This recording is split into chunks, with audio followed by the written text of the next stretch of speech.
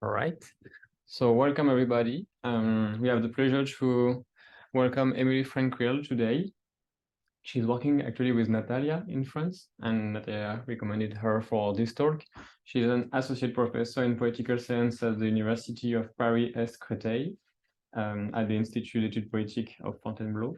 And she's a researcher and vice director of the LIPA Research Institute. She's in charge of the Alpogo Living Lab, and she has initiated the Student Citizens Assembly. And that will be the focus of our talk today. She's also a PhD in political studies from the École des hautes études en sciences sociales in France. Her research focuses on political representation, citizen participation, and deliberation in China. She has published Conditional Democracy, the Contemporary Debate on Political Reform in Chinese Universities.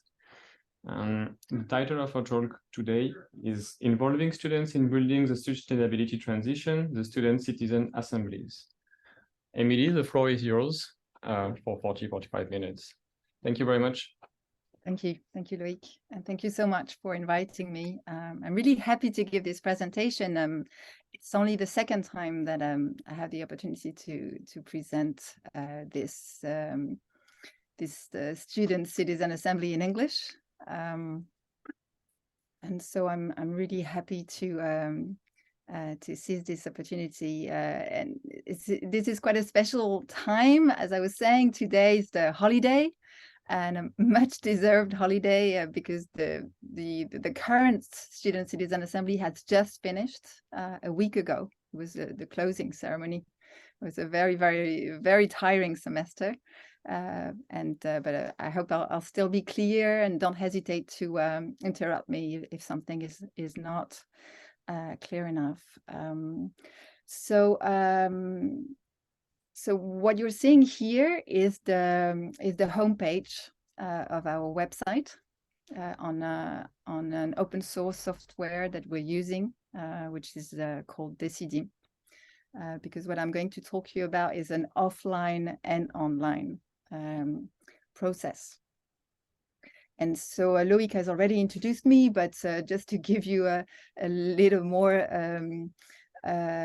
context. So I'm originally a China scholar, and when I could still conduct fieldwork in China, that was before COVID, it was already getting harder because of the tightening political conditions there, but I was studying participatory and deliberative devices and local experiments of the kind in China, and with also some sort of new fieldwork in Taiwan as well. And so obviously with COVID, I have been unable to go back to China and to pursue these studies, and so it has given me more time to not only to study what is going on in France, but to actually start this experiment in my own university. And so what's the Student Citizen Assembly? Well, basically the idea was to adapt the Climate Citizen Assembly that was organized right before COVID in France at a national level. And so what's happened is that instead of just teaching that to my master's students, I decided to actually include them in this experiment of adapting and constructing our own citizen assembly at our university's level. And so basically this has led to the organization of a citizen assembly every year. So the first year was more constructing the assembly that could take place once we were no longer under lockdown. So we co-built this online using that tool, actually, Décider, and also with meetings on Zoom. And ever since, we've already had 2 editions of the Citizen Assembly on 2 different themes. And for each team, sub-teams. So I'll be able to explain that. The first theme has been food. And because basically the idea is to try and make our campus and also our teachings and our research more in line with the environment emergency. But we were also at a time of health emergency at the time. And so then the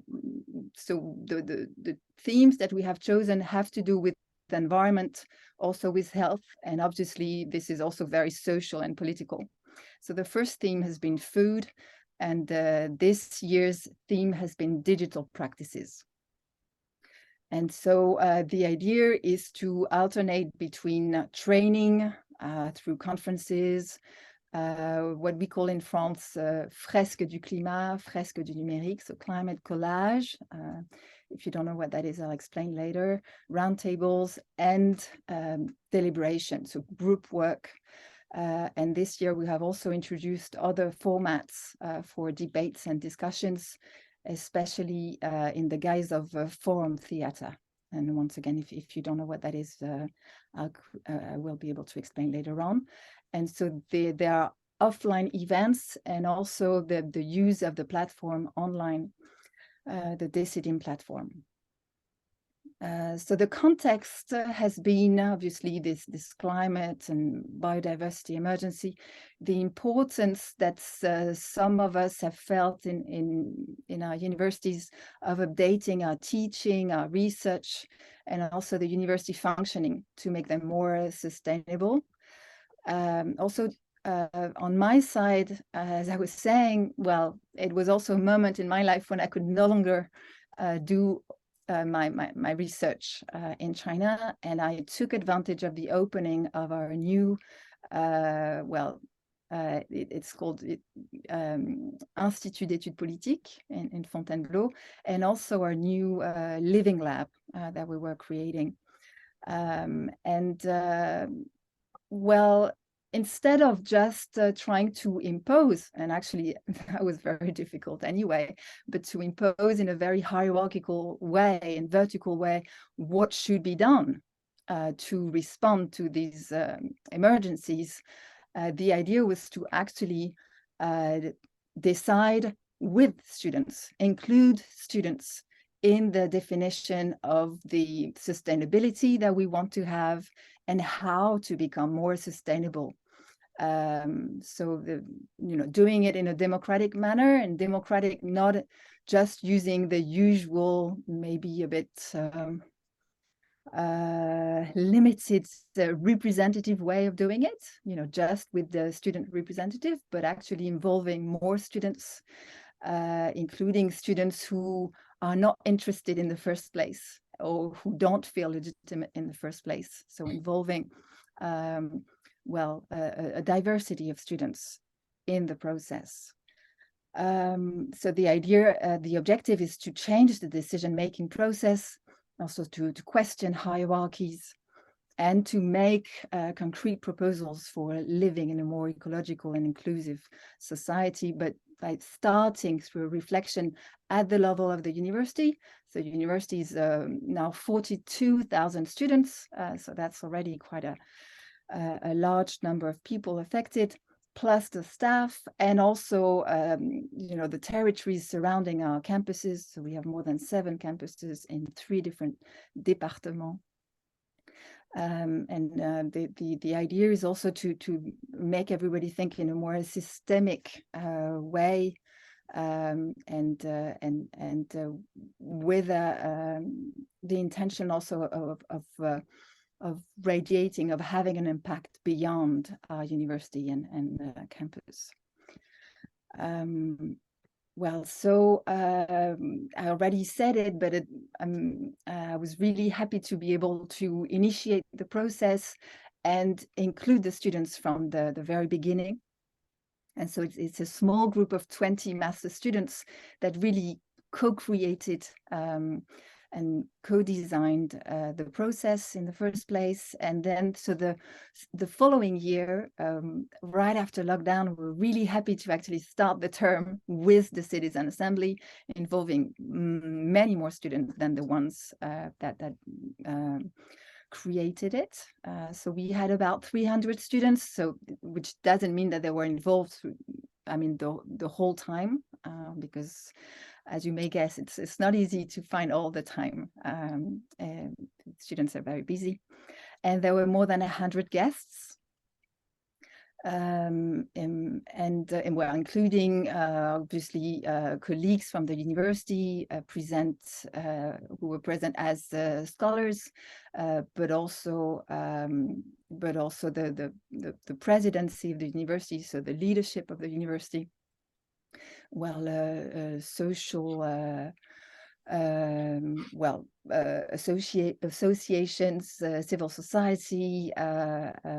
For the first theme, it was food. So we had a lot of local farmers, local restaurants involved as well. Well, we tried to involve the main actor as regards food for students, which is Crous, which is a public institution that provides food to students and also accommodation. And that was not an easy thing to do, to have them involved, and especially for them to listen to us. And so it's a pedagogical device where, I mean, students are learning things in the process, but it's also very horizontal, and it's relying on student commitment and motivation. So that, you know, that works very well on some aspects, but that's also, you know, that has also its limitations. And that's also a research device, and especially for last year's edition, we were working with colleagues from the University of Exeter as well. And the idea was to involve students, even though most of them were not doing research in their programs, in the construction of a corpus and conducting research with students. So that's what the first edition looked like. And so there were different steps. So first, as you can see, the construction, so what we call meta-délibération. So really the deliberation of, well, what are we going to do, right? Let's first decide what this process is going to be like. So that happened 1 year before the first edition, then the 3 days launching event, then 2 months online using DCD, with only one, for the first edition, offline event, which was a hackathon, involving, and I haven't yet told you yet what kind of students were involved, so mostly the political science students, but also for different events, they were mixed with other students. So Epicen is an engineering school inside our university. So that's these are the students we did the hackathon with. There were also second year students from EUT. That's more a sort of technological college with an environmental engineering program, also environmental engineering master's program students. And the closing ceremony was at the end of November. And actually, Gaël Giraud gave us a short online talk. He was invited by Natalia. And we had lots of technical problems, but we were really happy to finally hear him. But that was complicated. And so, as you can see, well, the idea is you have scholars speaking to the students. There's especially the political science students who are not specialists of food issues. So we had some specialized scholars giving conferences in the beginning, but very soon the students are actually, you know, working together, making proposals, and then they are the ones that are on stage making proposals. The idea is really to horizontalize the process and to blur the limit, the usual frontier between those who know and those who don't. So then we were online, so that's what the platform looks like. And so we put for the first year, we had, I think, 39 official proposals that were made after the first 3 days. And then the students had 2 months to discuss them and deepen them, and local governments and civil society actors and so on were interacting with them. providing help to the students and also criticism. And there were 22 new proposals that were made online during that process. And that was before the 2 days closing ceremony. And after that, we focused on implementing these proposals. So first we had meetings with the university president, the leadership of our political science school, with some, mayors, especially in Fontainebleau. We entered in dialogue with other local and national governments as well. And the main things that we have been able to implement so far is the creation of new kind of delegates and representatives inside the university that we called éco-délégués, which doesn't exist at university level in France yet. So it's, we are testing this. And also expanding these participatory workshops that are based on the IPCC reports that we call Fresque du Climat and Climate Collage. And since we were working on digital practices this year, we also made digital collages and various actions in order to make our campuses greener, and also trying to make sure that students would consume more local food, also be more involved with local food producers and local farms, organic farms. And also what's happened is that students have also created their own media, and they're producing videos in order to share cooking tips and tips in order to get access to cheaper organic local food.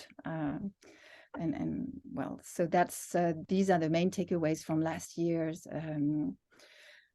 Citizen Assembly.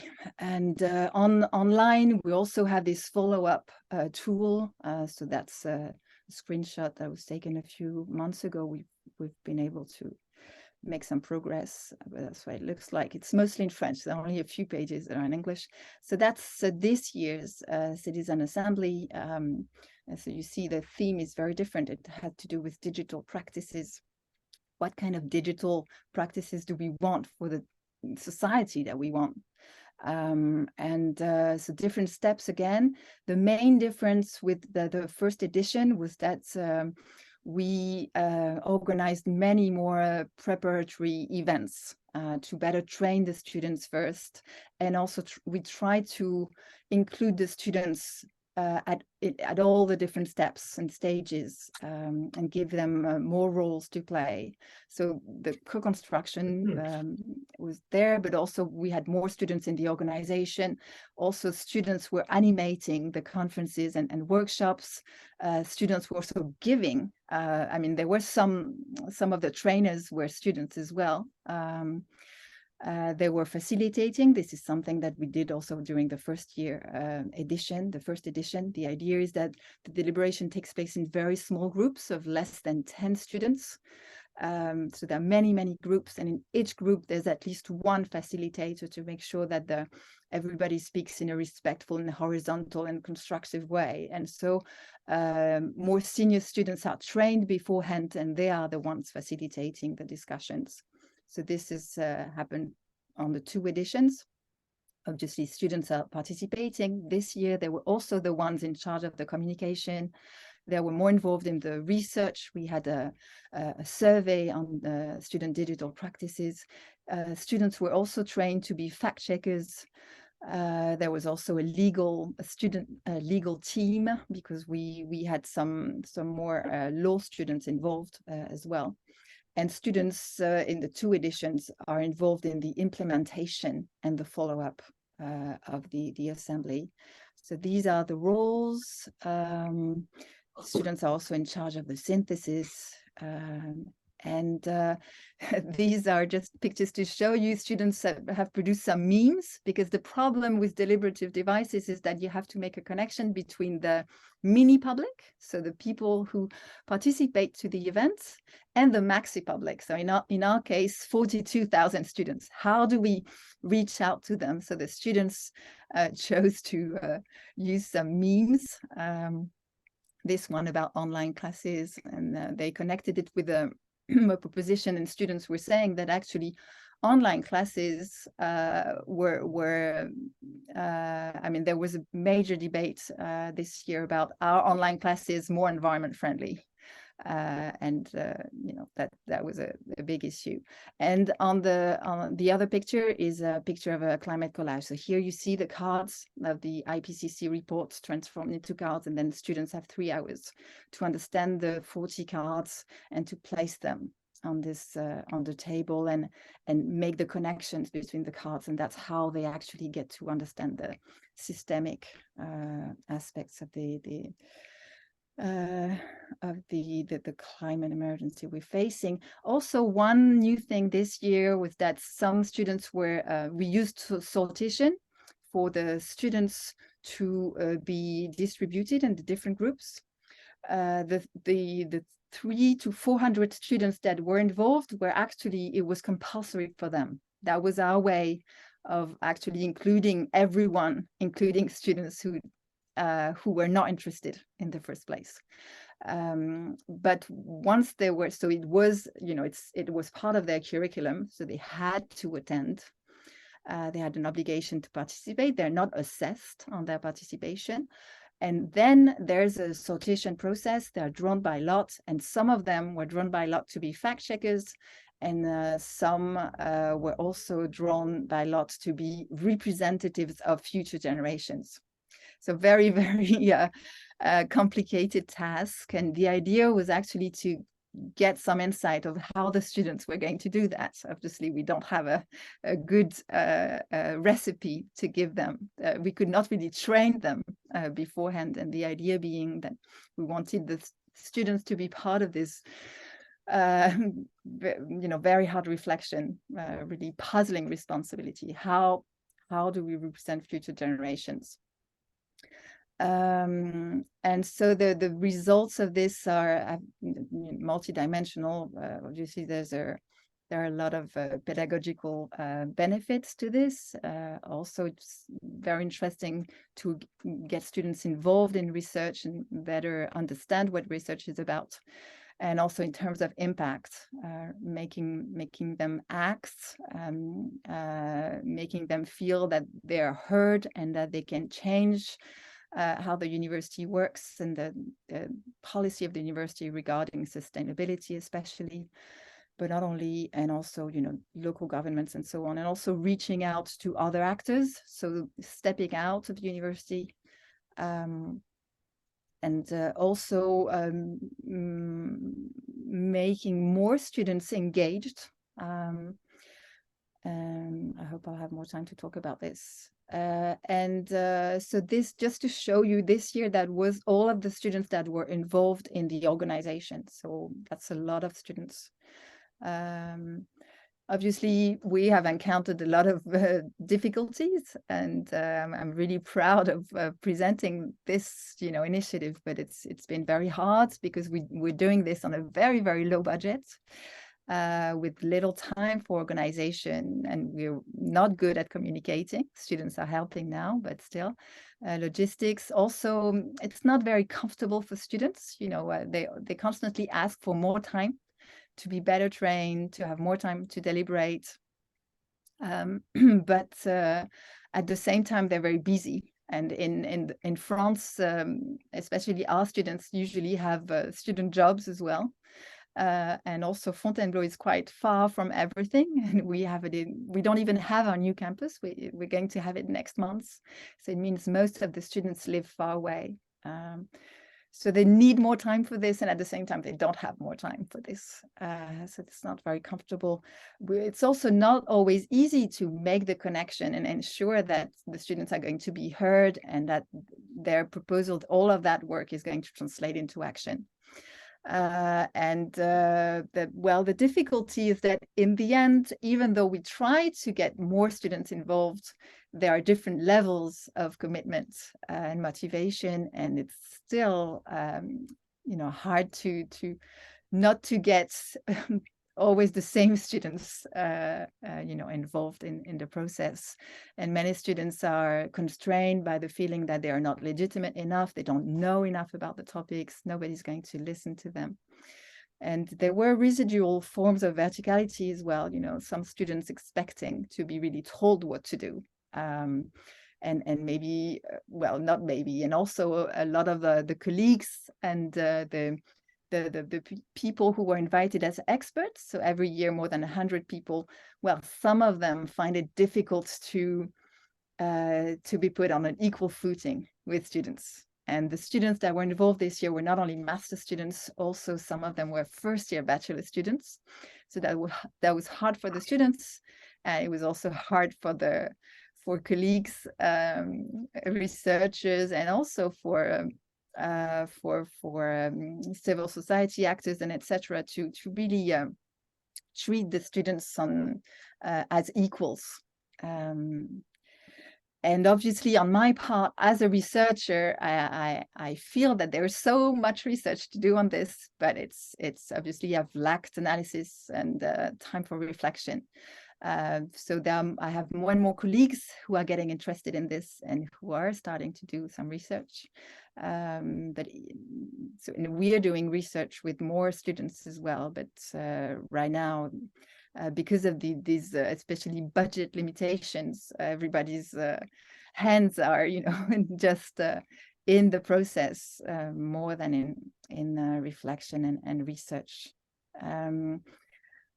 Just wanted to emphasize that it's a multifaceted student experience. I already mentioned it a little, but so this year we had different steps of introducing it to students, for them not to be too disquieted when they arrived, but mostly they don't expect to be involved in such a process. And as I was saying, it's compulsory for them, and so it's quite a surprise. And many students express anxiety. When they understand the responsibility that there is the responsibility to represent future generations, to improve the university policy, make the campuses greener, encourage the university also to teach them more relevant classes given the environmental crisis, to prepare them for the world that we're now living in. They given the different subjects that they study, they feel that they are not legitimate to represent the whole university and represent the whole university students and make good decisions. So that creates some anxiety. Obviously, they're mostly really interested in the process. There's a high level of curiosity, and they're mostly happy to learn more about this, even though that's not the subject that they signed in for. Some people welcome the responsibility and engagement happily and with pride. However, there's also a sense of wariness, pretty rightfully, the students are aware that it's not because you create some space for them to speak and to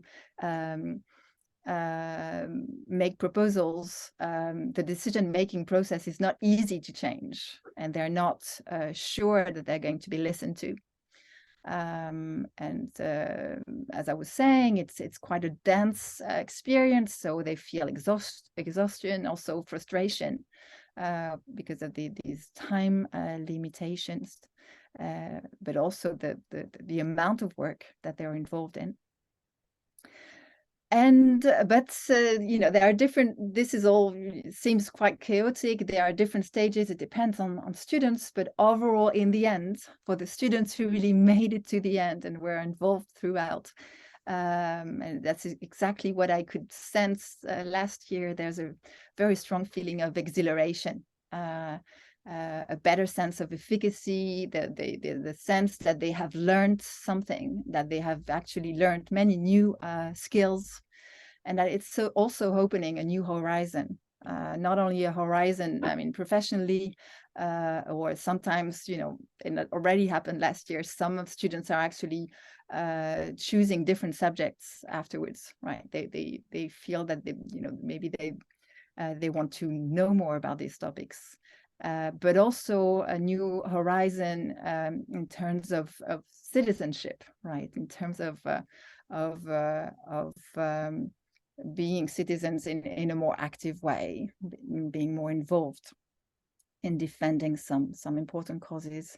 So it's a political experience. They're reconnecting their studies with outside concerns, which is not always possible in the conventional teachings that we provide them in our universities. They also become more aware of the systemic aspects of the environmental crisis, that gain confidence because they are led to speaking in public many times. In the process, they also feel more legitimate to do so. The sense of political efficacy, they feel more included in the university governance and actually ask for more power. As I was saying, it's also for some of them, it really activates their citizenship. We've had a short film, well, not so short actually, film of the first experience. And one student said something that really struck my mind. And she said, well, I've been a citizen for 3 years, and I've been able to vote for 3 years, but it's the first time that I feel what it means to be a citizen. And I thought that was quite an interesting aspect. And also they developed, so there's something important to me as a deliberative democracy scholar, the curiosity for deliberative devices. It's no longer just presented theoretically, but they're actually living it, and also not only as participants, but also as organizers and facilitators and so on. And there's a feeling of empowerment, as I was saying. The students in the end, they ask for more, and every year they're saying, okay, that's good, you give us some power, but not enough. So for instance, this year they said, we want to choose next year's topic. And I thought it was a headache, because I thought, what if you choose a topic that we're not able to implement next year? And so it happened. I tried to put some filters. In the end, they chose the topic of water. So that's a very, very important topic. It's just, I don't know how I'm going to organize this. But as I mean, it really shows that the students are, they're constantly, once you give them, you include them in the decision-making process, and you open up new spaces for them, then they constantly ask for more and show us that we still decide too many things for them. Yeah, well, I think I can stop here. Well, you know, it's just to wrap up, but it's a very interesting pedagogical and institutional experience. Maybe one thing that I would like to add as a China scholar, I've realized, maybe I realized it after doing it, but well, my objective was I wanted to change the university. I wanted to update the university, upgrade it for the current times, and to ensure that these sustainability issues and the environmental emergency that we're facing becomes really central to the way we teach and conduct research, and the way we build the student experience in our university. And then I realized that it was virtually impossible to do it. We were reacting very slowly. There were too many constraints. And I think that in a Maoist way, since the leadership and also, you know, everyone was, all of the practitioners of the university, academics and staff, we were blocked in our usual habits. In the same way as Mao during the Cultural Revolution, you know, mobilized the masses to produce, you know, to make revolution possible. I guess I decided to involve the students to force everyone, obviously creates a chaotic situation, but to force everyone to well, to upset everybody's habits and force everyone to change. So that's, that's maybe one of the only direct connections that I can make with my previous, China studies background and what I'm doing currently. But what's been very interesting, and I think it's not only interesting for the students, but also for the whole university and the academics and so on, is that it's forcing us to actually work very differently, and especially in smashing disciplinary barriers, and communicating better, finding common languages and methods to work together, not only among academics and researchers and teachers, but also with the overall staff, the administration of the university, the leadership of the university, and the students. So involving everyone in the conversations and the decisions better, beyond the usual representative system that we have in the university, and also to reconnect the university with the outside society and local and national governments, civil society and companies and so on. Also better link with secondary schools as well and local residents. And so one last thing, if I still have some time. I mentioned it, but we have also introduced forum theater. So this comes from Brazil, Théâtre de l'opprimé. I'm not sure how to say this in English. Theater of the oppressed. Yeah. Yeah. And what we've done is, because very quickly in the first edition, we realized that the students wanted to participate in creating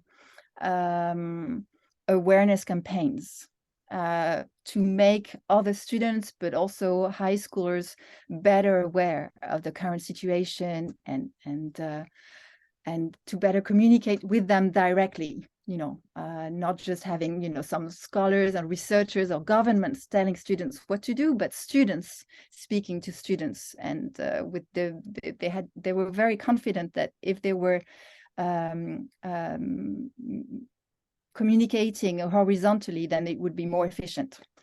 And so then I thought of bringing forum theater in the second edition, because the idea is actually for students, no matter if they have never practiced theater before, to identify some complicated situations and to write scenes and to place them. And the idea is, with the forum theater, is that you play the short scene, maybe it's 5 minutes, first, and then there's one animator that speaks to the public, and the public can be very different, so including secondary students or other students, or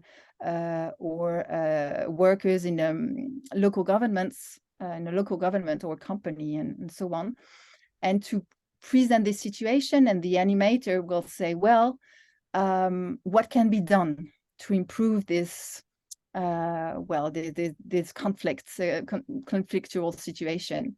And then people in the public will start speaking and will start making suggestions. Well, maybe that character should have replied this, or this character shouldn't have said this in the first place, or maybe someone else should be in the room when this happens.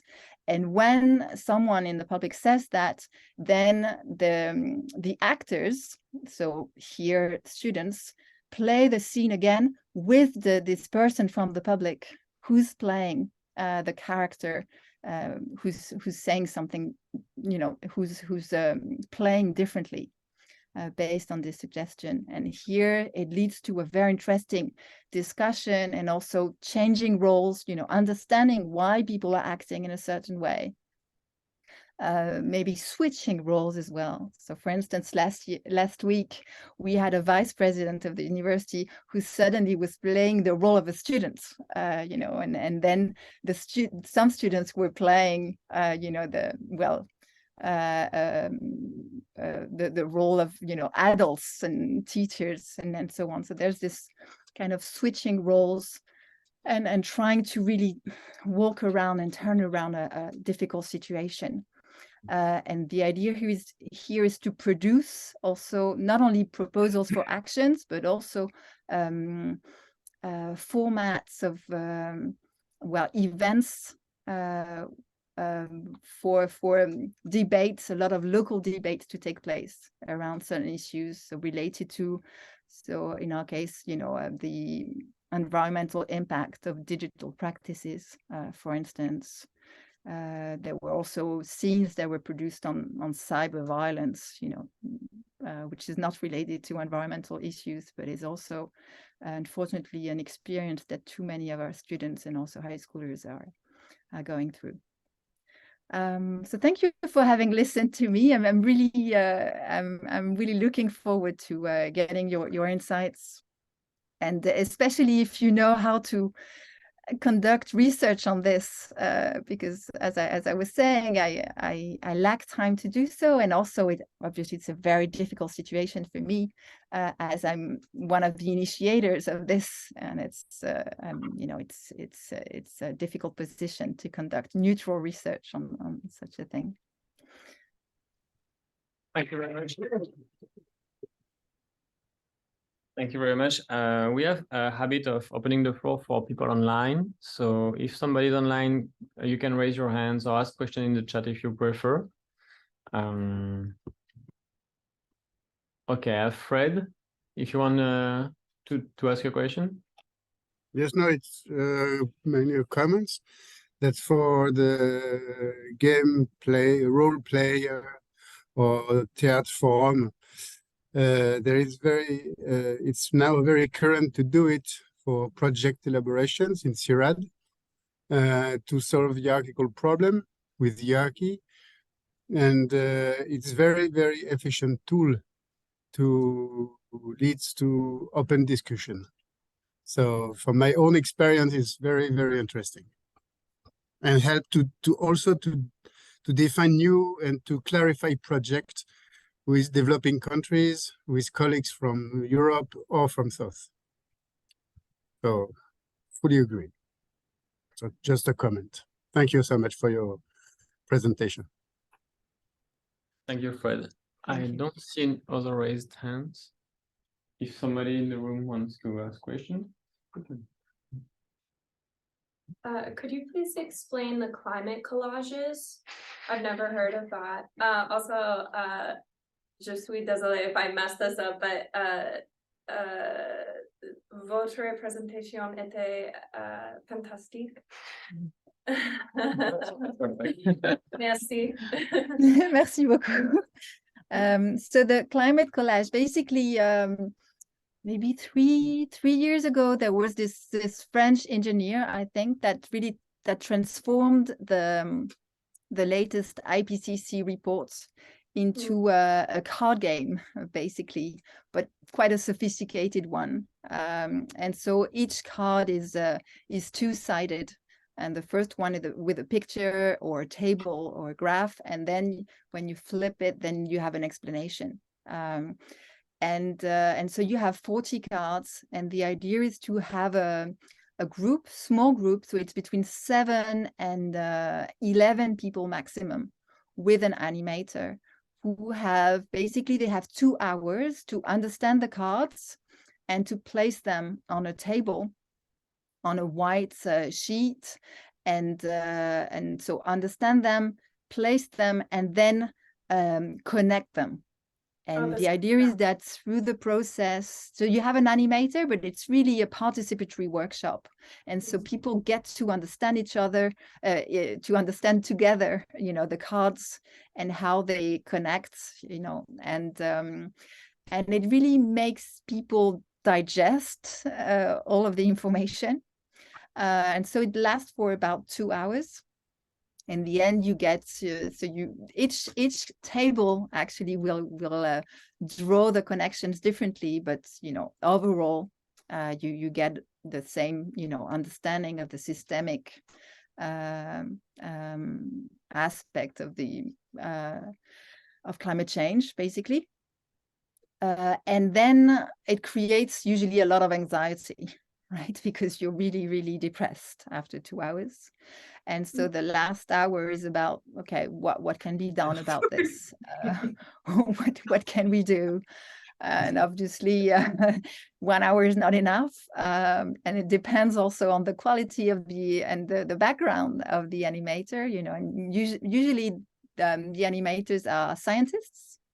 And so they're really good at animating the first part, but maybe the second part, they maybe it's hard for them to have all of the political and social background to maybe push for more systemic action than just individual, you know, token gestures.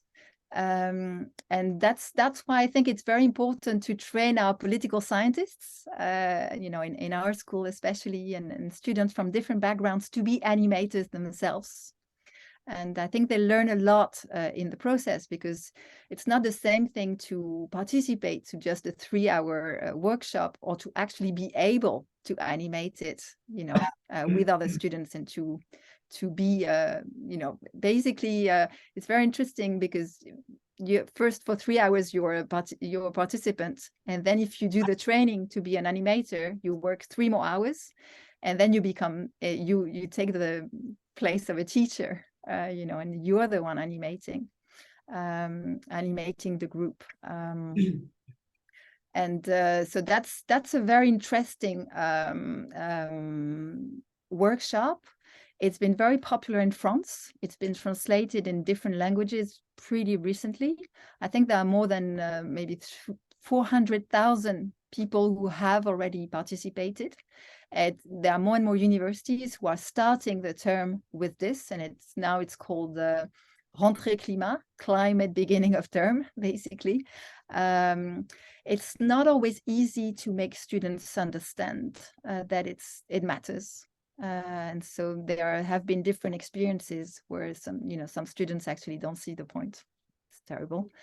This has not been the case for our students, but it's also because this is happening. But we also have the Citizen Assembly and many more workshops and many more meetings and so on. It's just not just a 3-hour, you know, one-shot experience. And what's quite interesting is that this format of sort of participatory workshop has led to many other collages. So that's why we've been able to do the digital collage, Fresque du numérique, that is especially focused on the environmental impact of digital practices, basically. That's quite technical, but still anyone can also participate in that one. And now that I've heard there are more than 70 different collages that have been created. So they're more or less popular. And I think the climate collage is still, you know, the initial one, and the one that's the most sort of foundational one. But there are also many initiatives of creating new collages. So for instance, you have a collage of the forest, and it's mainly about deforestation. But since we are based in Fontainebleau, where we have this very, very famous forest, right now the French, the National Office of Forests in Fontainebleau has been in touch with us to actually create the collage of the Fontainebleau forest, right? So you get more and more precise, but it's really one way of teaching different types of people, and it's not just students, right? A lot of these collages are made in companies and local governments, you know, or retired people who want to know more about a technical topic are involved and participating in these. Thank you. Yeah, basically, just to add something, the main idea is to this workshop is made for people who have never heard of climate change. Like you start from scratch, from nothing almost. And for that, it's very useful. It's a very nice workshop. And the others, yeah, there was one on biodiversity, oceans, as she said, the forest, etc. I think maybe I've lost Emilie. No, I'm here. I know, I can okay. hear you. That's good. If people have other questions, I have questions. I was sure. Come on, Ms. Gaynor. Yeah, I have 3 questions, very brief ones. It's a very interesting presentation. Thank you so much. Speak loud, Miguel. Or maybe come I think you can. my voice is, I think, big. Can you hear me, Emily? Yes, good. So first of all, thank you so much. And the first question is, I'm really interested to know, maybe if you said it in the beginning, I came a little bit late. Where does this initiative comes from? I mean, who started it? Why? The second question is, this is a year-long project, I assume, because you've shown us like 2021 was the time it was initiated. So when you start like the experiences, when you share like the different form of studying, different form of teaching, all those things, is it a plan, or is it the output or the outcome, that the result that you have seen within this 1 year? And because why I'm asking that is, if this is a kind of department that you are, how do you say, are they collective students from different disciplinary who are applying this or not, is the question, because it will answer my question if you address that one. The third one is, you spoke about governance, because I'm working on understanding the change process at higher education institutions, in achieving this sustainable campus and all these things. Governance plays a role. You've mentioned inclusion, student inclusion in the governance system. What is the level of their participation? We might call this participation place, it's like the term will be used, but then when it comes to real implementation, it's just a form of gathering students and different actors, but then they will talk. At the end of the day, the decision will be made by 1 or 2 people at the position. So what is the level of their engagement in decision making? Thank you so much. Thanks. I actually had very close questions. Like, if you can just talk a little bit more about the sociology of the students who are participating and the details of the process of the decision making, like what is the precise mandate? What are who is doing the contribution? How do we choose the contributions who are becoming propositions, and how do we choose the propositions who are being implemented? Thanks. Thank you so much for these very, very important questions.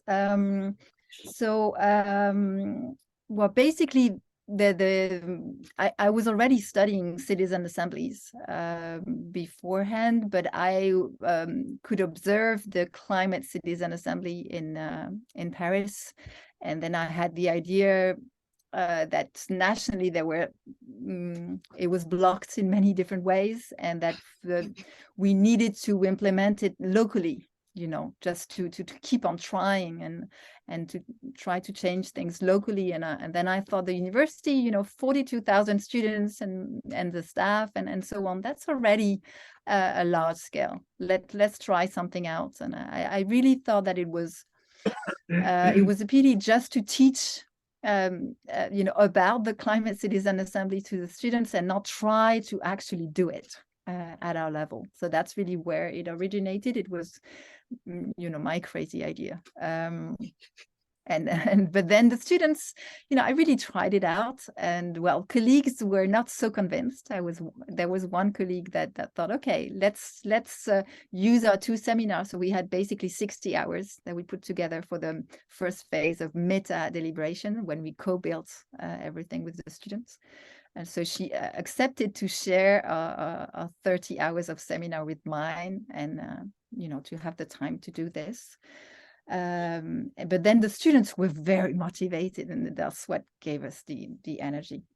I lost the colleague in the meantime, because it was too tiring and she was busy doing other things.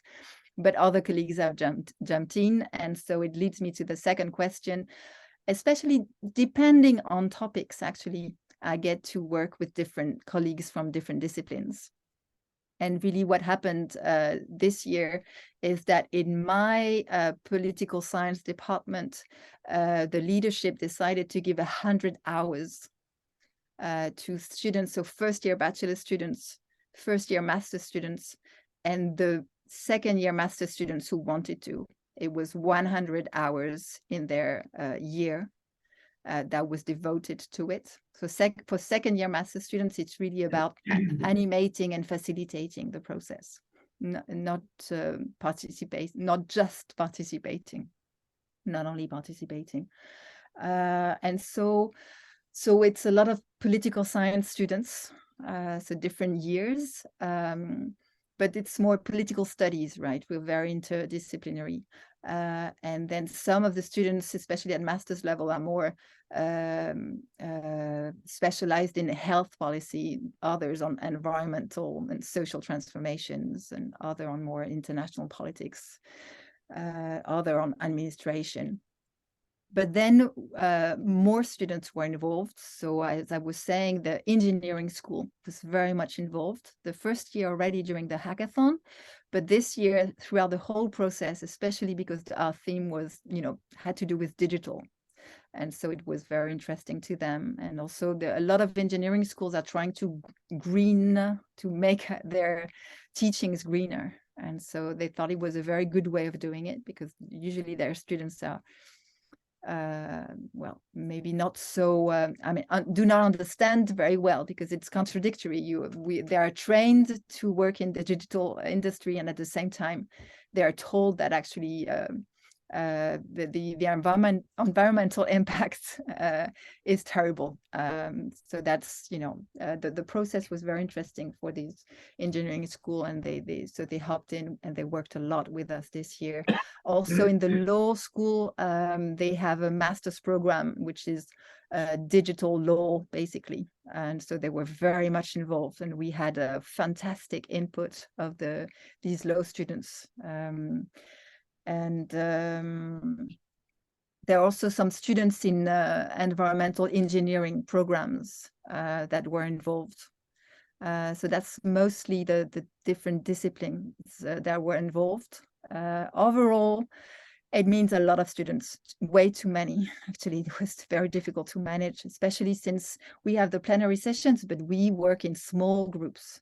So it means that I had to create this really large facilitating team, and not all of the senior, master students were actually up to being facilitators. Some of them were too shy and did not really want to do it, but I really needed them. I needed to have more than 40 facilitators because we had more than 400 students involved, and that was complicated. And so in terms of sociology, beyond that, we have a very diverse student population. So some of them are already, environmental activists. Some don't care at all about it. Some students are living in dire conditions, and virtually almost homeless. France is a bit peculiar, and you can have students who actually are really, really, really poor and are still given an opportunity to study, but it doesn't mean that they're studying in good conditions. And so spending extra hours, and moving out from different campuses to meet other students and so on, it was very costly for some of our students. In terms of implementation and the level of participation and the governance, so basically what happens is that this process is virtually happening during the fall semester, and then during the spring semester, I don't know if it's the right way of calling it, but winter and spring, we try to implement all of these proposals for actions. And so what happens is we organize meetings with the partners. So meetings, especially at the level of the university, with the presidents of the university, basically. And the university is very hierarchical. So having the president in is very important. So the president and his team. And then last year we had 3 meetings. So there were maybe 20, 25 students, and they made a synthesis, and they each had their sort of baby proposal to push. And they were really trying to show the president that it was relevant for the university to implement it, and discuss with him for hours how to do that. And then there's something very political, because obviously it's not written in the university statuses, and it was a new thing in the university governance. So we had to go right to the top to make sure then that the president would put some of these proposals for action in the agenda of the different services and councils of the university. But the students were not so radical. I mean, the change that they asked for was actually feasible and acceptable. And so it's just that there are some things that take more time to implement, obviously, and so they have been frustrated. For instance, when you set up a shared garden, well, in Fontainebleau, that's hard. We only get the final campus next month, and we're still going to have a lot of, building of new buildings and so on. So actually, it's not a good place to have a garden there, So things like that, it's just the way it is. So we try to find another way. So we had meetings as well with the town hall and other local governments to find land, to better connect with local farmers and local companies, and to implement other actions that are not taking place at the university level. So right now it's still based on sort of the commitment that some partners give at the beginning each year, at the launching event. We have the mayors coming and the president of the university coming, and sometimes people from ministries coming and saying, this is important. We promise we will listen to you. We promise that we will have the meetings with you and we will implement things. But then you always have, the same way as Macron did with the Climate Citizen Assembly, that there might be things that are politically too hard and are not taking place. But so far, the main block has been with the Crous. That's really been with this, this public organization in France that is in charge of providing food to students, on campuses. For months, they were scared and they just came to the launching event and then they disappeared. But recently, we've had meetings, and actually, they are now working with students, but it took much longer time. But we are also trying to change the governance. So, for instance, yesterday, I was very happy that I was able to convince colleagues inside the presidency of the university that the eco-délégués, so these new green representatives that we created after the first citizen assembly, they are going to be part of the council, which decides to give budgets to student initiatives and projects for students. And that's a lot of money because in French universities, the students don't pay a lot of money to go to university. They pay not even 1/10, 1/20th of the actual cost, of studies. But in these 400 euros that they pay, almost 1/4 is dedicated to what we call CEVEC. And this is the funding that then is going to be used for student projects. And that's a lot of money every year. And who is in the council to say, this is a relevant project, we're giving you all the money you're asking, is actually important. And so yesterday, I managed to convince colleagues that actually these new green representatives should be there. And actually it means a lot in terms of, changing a little bit the governance, because they are going to be the ones that are going to be able to block some projects.